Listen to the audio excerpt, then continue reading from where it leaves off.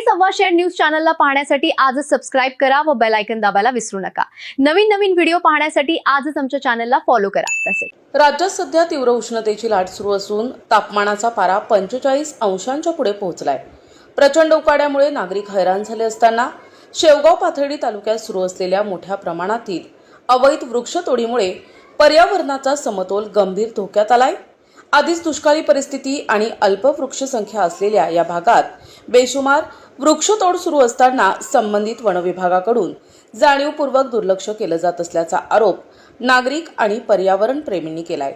शेवगाव पाथर्डी तसेच परिसरातील ग्रामीण भागांमध्ये रात्रीच्या वेळी मोठ्या प्रमाणावर झाडांची कत्तल होत असल्याची माहिती समोर येत आहे।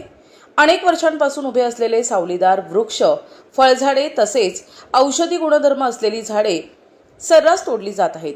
काही ठिकाणी मौल्यवान वृक्षही अवैधरित्या कापून त्यांची शहराकडे वाहतूक केली जात असल्याचे नागरिकांकडून सांगितलं जातंय।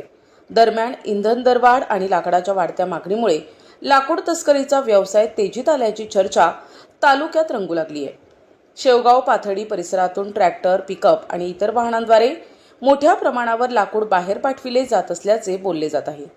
विशेष म्हणजे या संपूर्ण प्रकाराकडे वन विभागाकडून संशयास्पद शांतता पाळली जात असल्याने अवैध वृक्षतोड आणि लाकूड तस्करीला काही अधिकाऱ्यांचे संरक्षण आहे का असा सवाल नागरिक उपस्थित करत आहेत।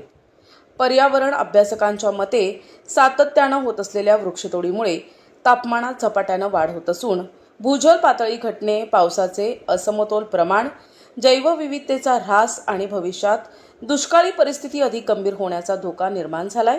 एकीकडे शासन कोट्यवधी रुपये खर्च करून वृक्षारोपण मोहिमा राबवत आहे, तर दुसरीकडे खुलेआम वृक्षतोड होत असताना प्रशासन मौन का बाळगत आहे असा संतप्त सवाल पर्यावरण प्रेमींनी उपस्थित केलाय।